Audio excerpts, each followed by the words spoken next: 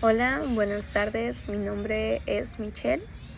Soy de la sede de Guapiles y estaremos llevando a cabo lo que es el video podcast, dándole respuestas a estas grandes preguntas que son de mucho aprendizaje.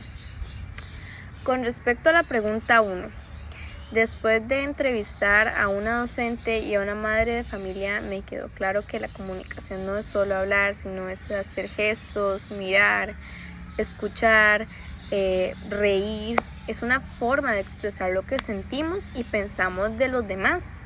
Y según Celedón 2017, la comunicación es un proceso dinámico, complejo, interpersonal de naturaleza física y mental, página 5. Esto quiere decir que la comunicación no es solo entre personas, sino que lleva varios aspectos físicos y mentales para que todo se lleve a cabo. Con respecto a la pregunta 2, la docente decía que la creatividad se puede trabajar desde pequeños, por ejemplo, canciones, cuentos, juegos de palabras. Y para mí las estrategias que yo agregaría, por ejemplo, es teatro con títeres o marionetas para bien, ya que los niños pueden inventar personajes, voces, historias y eso les ayuda a imaginar y a expresarse libremente, e incluso juegos donde inventan historias con imágenes, ya que ellos pueden practicar vocabulario, estructurar incluso su creatividad basándose de las imágenes, e incluso pueden ser personajes conocidos y de su agrado.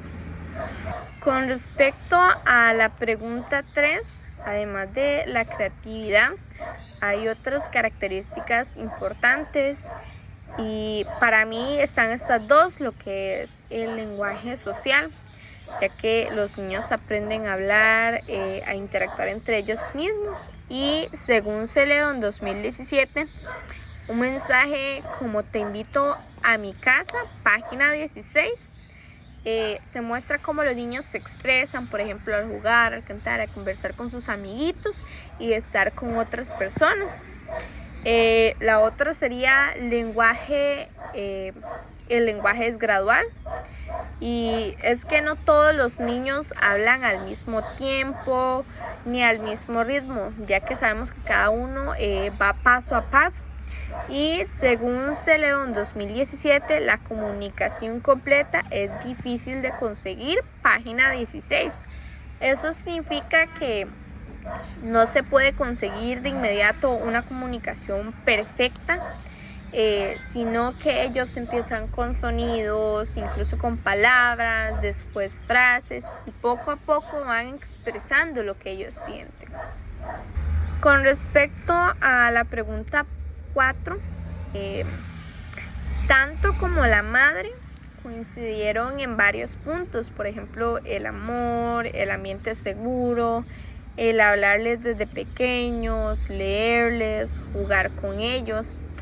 Y vemos que ambas respuestas se parecen porque destacan el afecto, la atención y el ambiente. No vi diferencias, más bien vi complementación.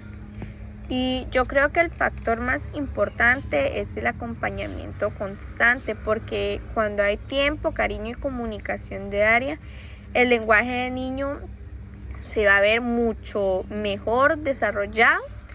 Y eso no quiere decir que se necesitan recursos económicos, sino que es parte del padre y la madre, solo presencia y disposición con el niño.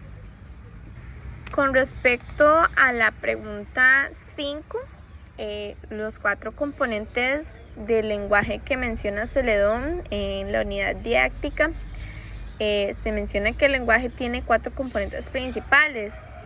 Y en mis propias palabras, para mí lo que es el componente fonético es cómo suenan las palabras. Los niños aprenden a pronunciar, a hacer ruidos, a combinar sonidos.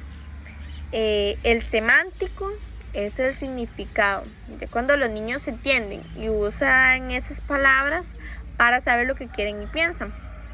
En cuanto a lo que es el sintáctico es como se ordenan las palabras cuando ellos aprenden a armar frases, por ejemplo, mamá me ama, hacer preguntas como el por qué o contar cosas sin sentido que a veces son historias que ellos mismos se inventan o cosas que ven cotidianamente.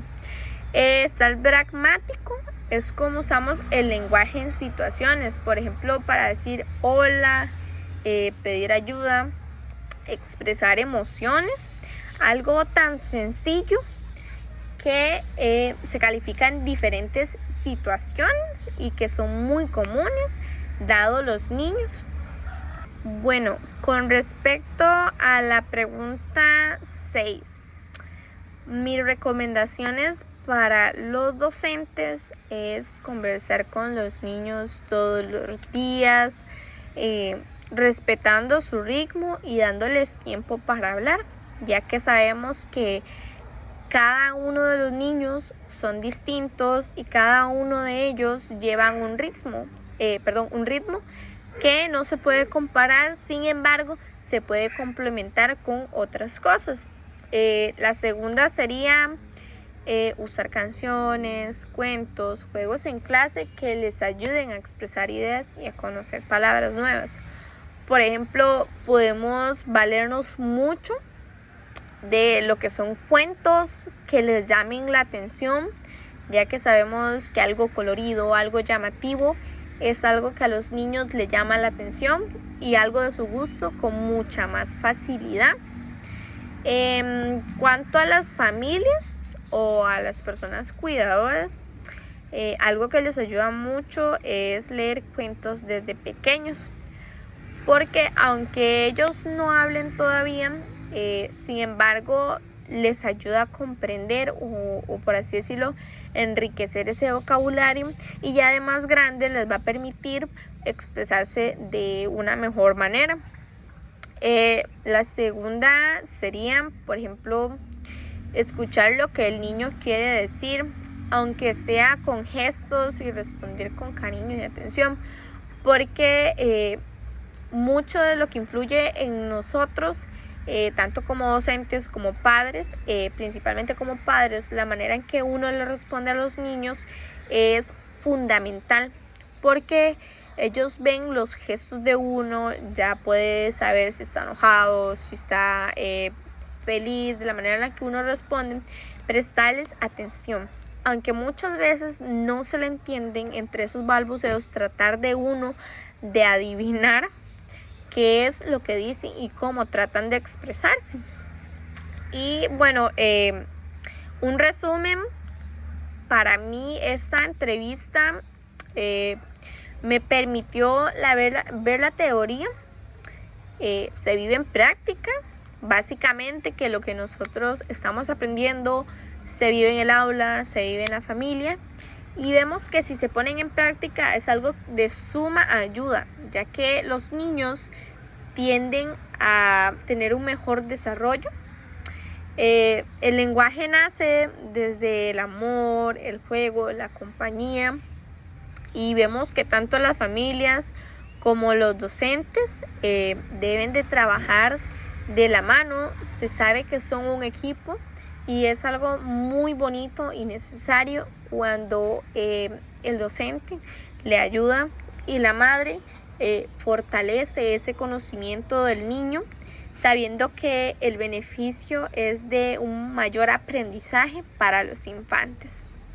Les doy muchas gracias por haber estado presente en este podcast y espero tengan un buen día.